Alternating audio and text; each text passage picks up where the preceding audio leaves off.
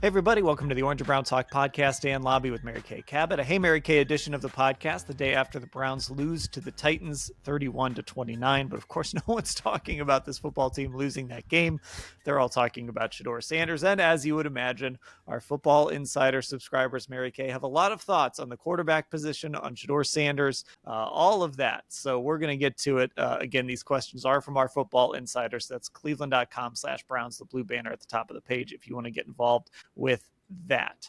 So let's just start here. And this question is a big picture question, and it opens, we can kind of take this wherever we want. So that's why I'm starting with this. Mike Parker in Chester, Maryland. Hey, Mary Kay. If the Browns decide Shedeur Sanders is their quarterback of the future, do you think they will invest heavily on offense in the 2026 draft? And of course, the big part of that question, Mary Kay, is the first part. The Browns deciding Shedeur Sanders is their quarterback of the future. And we find out today Kevin Stefanski is quarterback one for the remainder of this season. That's right. And he's got 4 more chances to show that the Cleveland Browns do not need Fernando Mendoza or Ty Simpson or Dante Moore, and that they can take themselves out of the quarterback sweepstakes in the first round of the draft. That is what he is tasked with doing over these next 4 starts. It's a big ask. I mean, he's playing some good football teams coming up. He has to go on the road and face the Bears, and then he has to come home and face the Bills and go head to head with Josh Allen. I mean, these are going to be tough football games. And then he's got to face the Steelers. And we know that the Steelers defense is, of course, always very attack minded and difficult. And then he has to face the Bengals. And I saw today that Trey Hendrickson is out for the season and is probably obviously not going to play in that game. So that represents a break in that game. But for the most part, this is going to be a difficult 4-game stretch, I think. And he's really got to go out there and prove what he can do. And he has to do it now without his starting center, who he had finally developed some timing with. And Ethan Posich was also helping slide the protections. So someone else is either going to have to do that or Shedeur is going to have to do that. They were trying to take a few things off of his plate so he could just focus on making the play. But now someone else is going to have to do that part of it. So we'll see, how that goes. But he does, once again, have a chance to go out there and prove to the Cleveland Browns that they do not have to draft one of these guys. And if they don't, then I do think that they will use those 2 first-round picks, at least one of those first-round picks, to bolster the offense. I think they need another number 1 caliber wide receiver. They've got to do that. They really, really need to do that. Maybe they get him in a trade. Maybe they get him in free agency. But they need 1 or 2 more guys that can really be a great receiving supporting cast for Shedeur if he's going to be the man, or whoever is going to be the starting quarterback. So that's one thing. And then they need to rebuild their offensive line. It's, a lot of times you have to spend a first-round pick to get a really, really good offensive tackle. So I'm sure that will be in play as well. Yeah, and I think to go back to the point of these 4 games, too, I think this is really interesting. 3 of these games are going to carry a lot of meaning. Not for the Browns, obviously, but like Chicago, who they play on Sunday. They're a team that's, they're right behind Green Bay. They just lost to the Packers. They're fighting for the NFC North title. Buffalo, obviously, they've got a chance. It doesn't look like the Chiefs are going to make the playoffs this year. So maybe the road is clear for Josh Allen to finally get there, but they've got to get in first. They're trailing the Patriots in the East. So they're fighting for the playoffs and seeding and all that. And so are the Steelers. So, the Steelers currently lead the AFC North, and that's how they've got to get into the playoffs. So, that Bengals game isn't going to mean anything, but these next 3, they're going to be really important games for those other teams. And they're going to be looking at that like, the last thing you want if you're one of these teams is to get to the end of the season and somehow miss the playoffs or end up having to go on the road in the playoffs because you lost a stupid game to the Cleveland Browns in December. So these are meaningful football games that he gets to play these next 3 weeks. They really are. I mean, the Bears have 9 victories, the Bills have 9 victories, and the Steelers have 7 victories. These are good winning football teams that he has to take on and play. So I think they're going to get a very, very good idea of what he's all about by the time he gets to the end of the season. That will have given him 7 starts. He's 1-2 right now. But I think the thing to remember in my mind is he put the Browns in position to win that game yesterday, or to tie that game yesterday at least. And they blew it on the pair of failed 2-point conversions. But he did his part for the most part. Now, he did fail.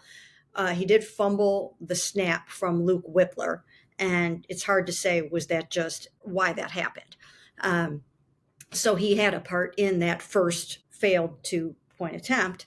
But then they still had a chance to tie it at the end. And then they had the botched second 2-point attempt. So he did what he needed to do. He put 2 touchdowns on the board in the final 4:27, his 7-yard scramble, 7-yard TD pass to Harold Fannin. And then the other thing that comes to my mind is he put the Browns in position to beat the Ravens, and he put the potential game-winning touchdown pass in Gage Larvardane's hands in the end zone on that last drive. And it got knocked out of there. So I just think that he's a gamer. I think he is established that he's got that it factor. And that's what you want. You want someone who has that never say die attitude in the fourth quarter when you need to come back and try to pull out a victory, a come from behind victory. Right now, he's establishing that he has that within him. And let's see how it holds up against these better teams, but I'm very curious to see it. Yeah, and I think too, having gone back and sort of rewatched it now, I think the big thing from yesterday was he's starting to understand some of the situational stuff a little better too. Like, hey, you know what? Throw this ball away on third down. We'll throw it away. We'll punt it. You're going to get a chance next drive. The interception was such a bad play because I think it was 2nd down and 20. He had a check down. He got a little too aggressive. At the very least, just throw that football away, see what happens on 3rd and 20, and punt the ball back and have good field position. You would have pinned the Titans deep. Instead, you throw an interception. The Titans get great field position and score a go-ahead touchdown. But those mistakes like that are starting to drop. We're not seeing him take the bad sacks as often. We're not seeing him force things, just that willingness. I mean, there were three or four times where I just kind of wrote down in my notes, like, hey, that was a good throwaway. And a couple times it was a 3rd down and it meant they had to punt.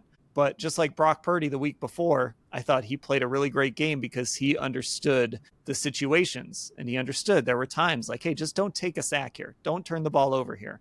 And I think that's the really positive sign from this game. So on top of him leading the team back from 2 scores down in 6 minutes, it's that other situational stuff that, for the most part, for his 3rd start in the NFL, for a guy that needs a lot of work in those areas, I think he's starting to grasp a lot of those things. He is, and it's coming fast. And I've always written and said that he has a very high football acumen.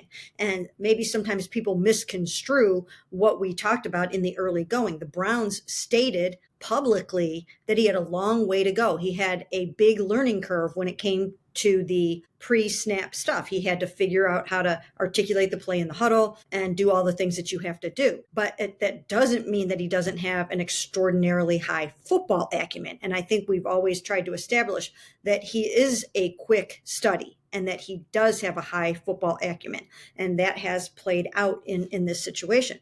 But the other thing, in addition to, like you're saying, game management that he has improved on, the thing that is really standing out to me is the elusiveness and the guts to stand in there in the face of being about to get drilled by Jeffrey Simmons or whoever else, Max Crosby, and stand in there and calmly deliver the pass. He's not flinching. He's not afraid. He has laser focus on making that pass and getting that ball off. And that has been so impressive to me. And then just the ability to move and slip the sacks and to step up in the pocket and to buy himself the time.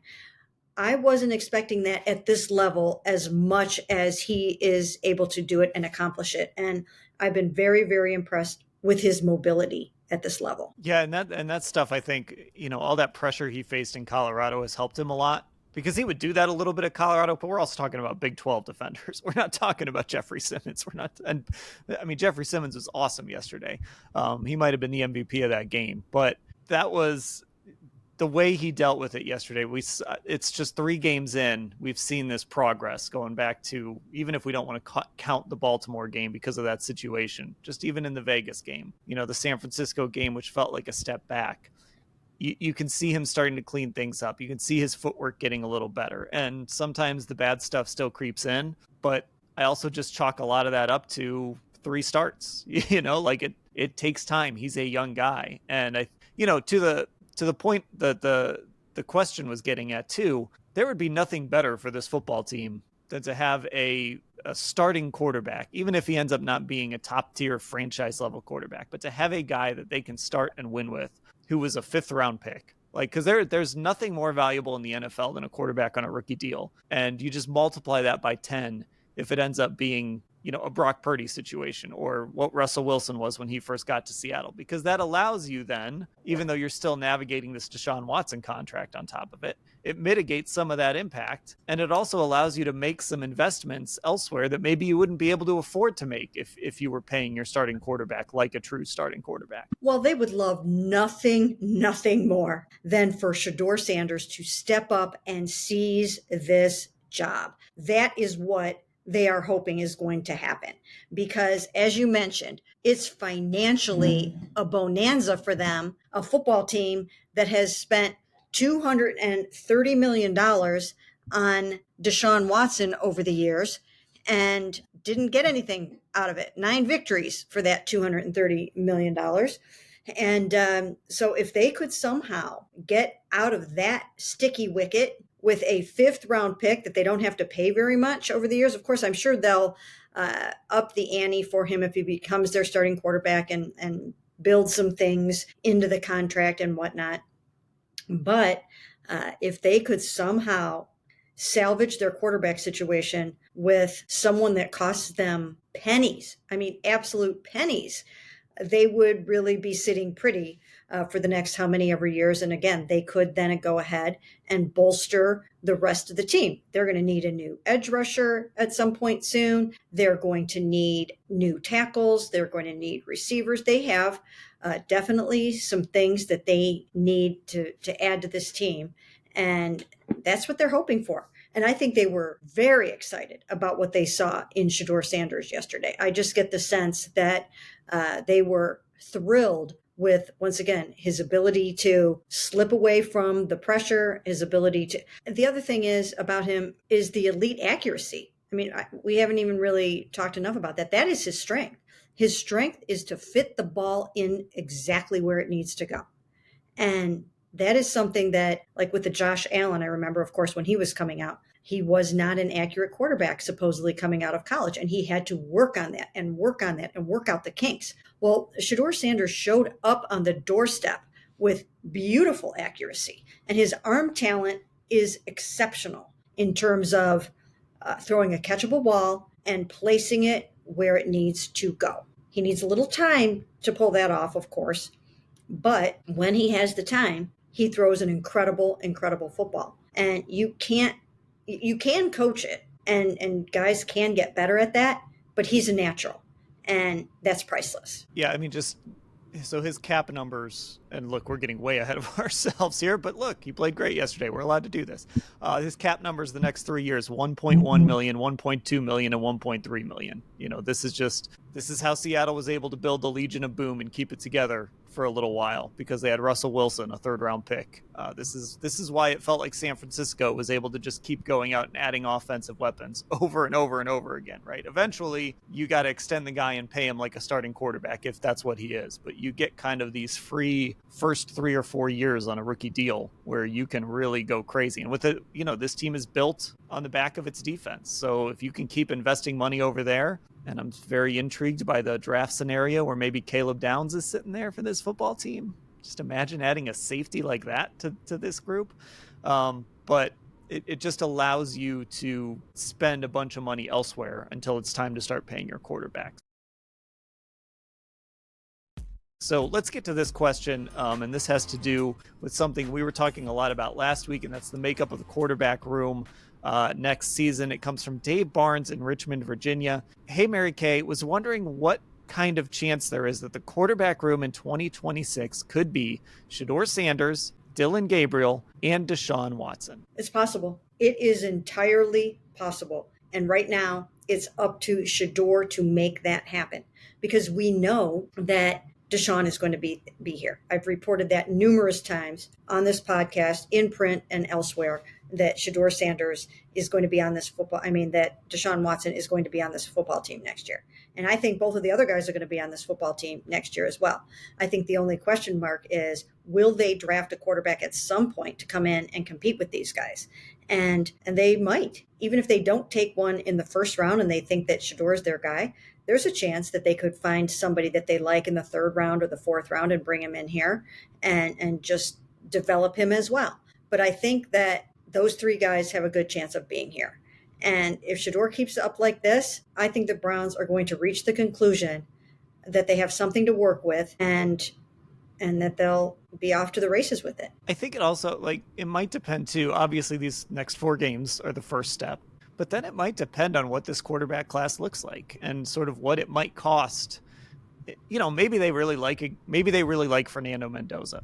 I don't know. Maybe they really love him, but maybe they look at it like, I don't know if we want to give up, a first this year and a first next year and whatever it might take to move up to get him, to get ahead of the Jets, who also have a ton of draft picks that they can throw around to move up to get him. So, that's part of it. If, we don't know if Dante Moore is going to come out or if he's going to go back. There's a lot of guys we just don't have answers on yet, whether they're going to be in the draft or whether they're going to go back. So maybe some of it's just going to be the circumstance of the draft. Like if there's not a guy that they don't think they're going to be in position to get, and maybe they don't think it's worth, giving up a huge haul to get him. And if Shedeur plays well enough over these 4 games, maybe they do look at it and say, you know what, let's kind of run this back a little bit and see what happens next year.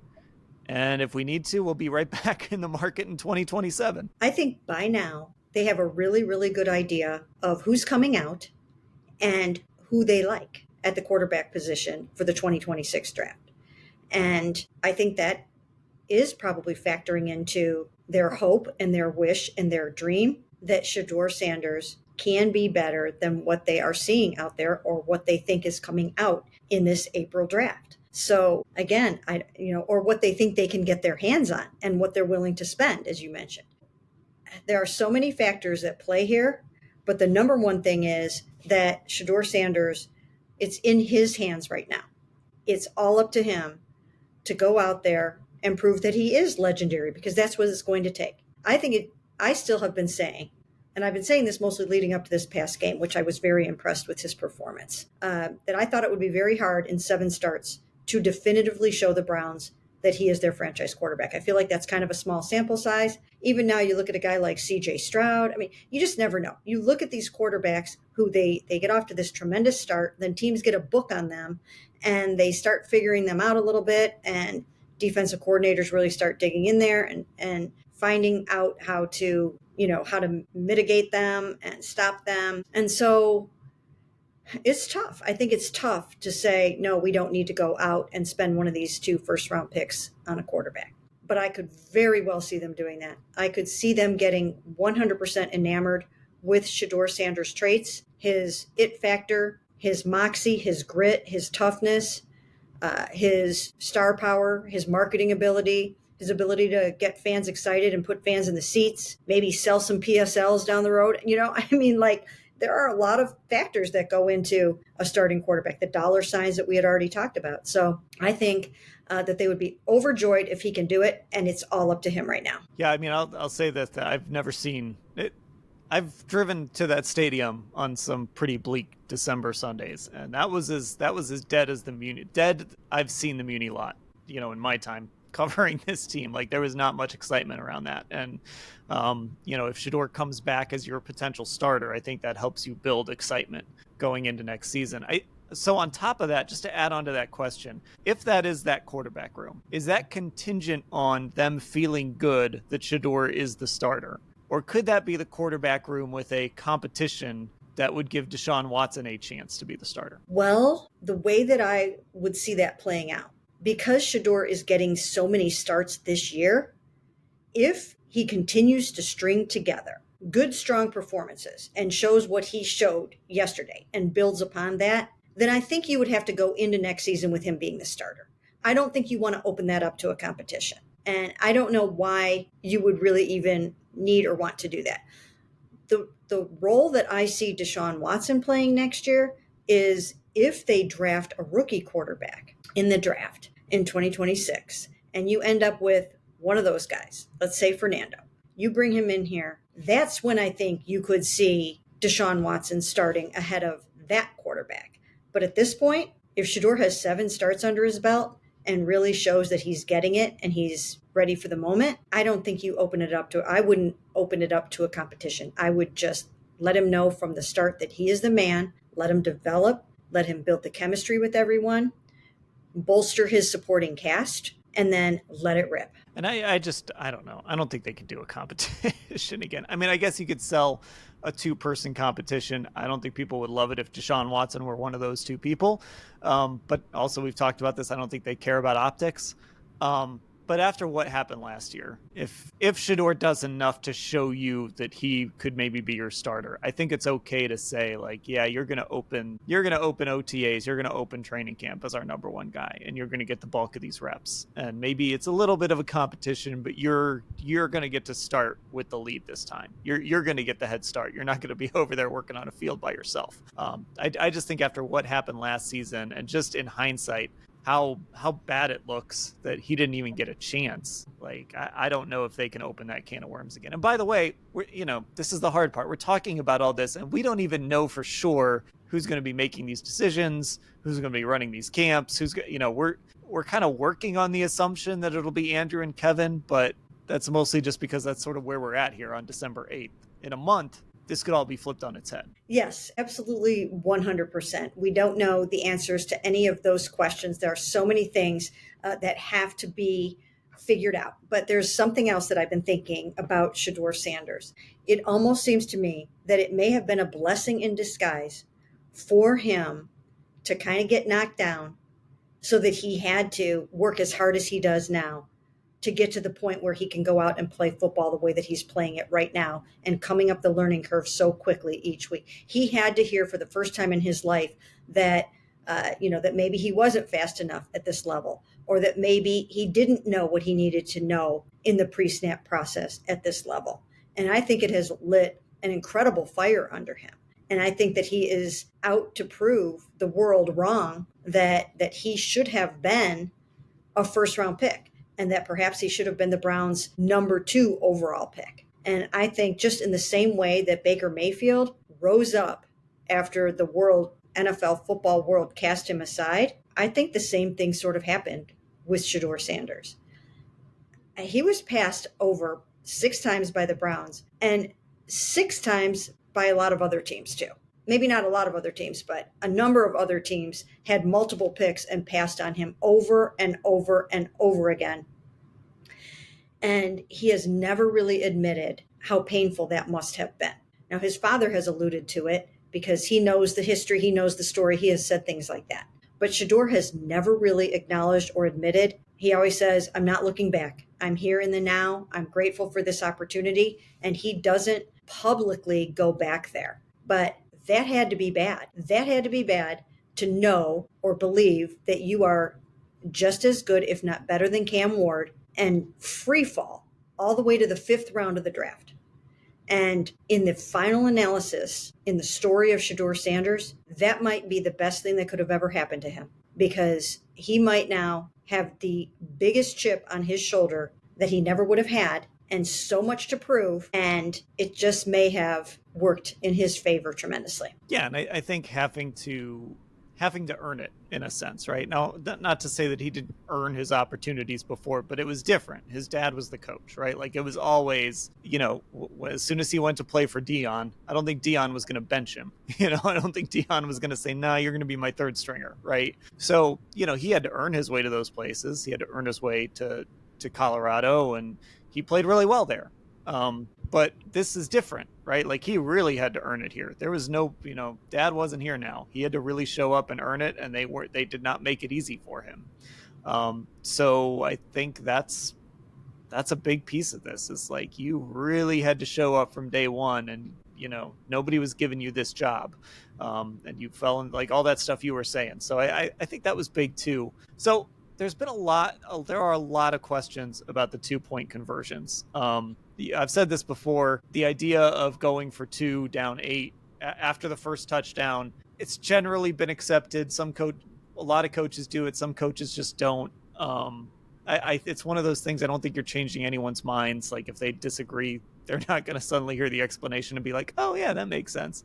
Um, I guess the easiest way I can explain it before we get to this, because and maybe Kevin has tried this as well, is they basically made the decision they were going to try to score 15 points to win the game. They weren't going to try to play for overtime. And so by going for 2 after the first touchdown, they found out if they made that 2-point conversion or didn't. And so that allowed them to, again, try a 2-point conversion, which in that case was a game tying attempt. But it's basically just trying to find out earlier than on the last play of the game or with a minute left in the game, are you going to make that 2-pointer or not? So I don't know if that explains it. But here's the question. Scott Mandel, LA, California. Hey, Mary Kay. What are your feelings about the 2-point conversions? Does Kevin Stefanski deserve the blame he's getting, or were the plays just good ideas that went wrong? I think the plays were good ideas that went wrong. I think that they practiced those plays and they had some different personnel. Luke Whippler snapped the ball to Shedeur Sanders instead of Ethan Posick, who is out of the game with a ruptured Achilles at that point. And they just botched the exchange on that one. And, those things do happen. And so it's funny because analytics is so intense and it's so detailed, and I'm not smarter than than the analytics. Do you know what I mean? Like these things, I'm sure you could punch it into Chat GPT and Chat GPT will tell you what you should do in that situation. Yeah, there are explanations about Kevin's thinking out there that probably explain it better than I can, and it still might not make sense to people, but just, yeah, that's what it is. No, I think you did a good job of explaining it. But it's just funny to hear people think that they know more than the analytics on these kinds of things. I mean, there's a lot of math involved and there's a lot of strategy involved. And if it is determined, you're not just standing there on the sidelines and thinking, geez, I wonder what we might want to do here. You know what I mean? I mean, these things are really worked on in great detail by one of the best analytics departments in the NFL, right? Not just, Yeah, like I forget who it is, the guy at ESPN that puts out the analytics list of teams that their analytics departments. The Browns is always like the longest one on the list. Now, some people might hear that and be like, well, maybe that's what's wrong. I don't know. But just when it comes to analytics, they are usually top of the list. Right. So this was not just some like, hey, what do you think? Kevin's not like walking over to Billy Musgrave and saying, what do you think we ought to do here? He's not on the headset with Tommy and they're going, geez, we got to really figure this out. No, those things are all worked out well ahead of time. And all you have to do is look it up. And it's on the sheet about exactly what you're going to do in a certain situation. So they followed the script that was supposed to work and the one that had the best odds of working for them. And they didn't make the plays is what happened. And so I can't fault them for the decisions, but and we don't know yet what happened on the Quinshawn one because he did not want to talk after the game, and that's not okay. You have to talk and you have to face the music.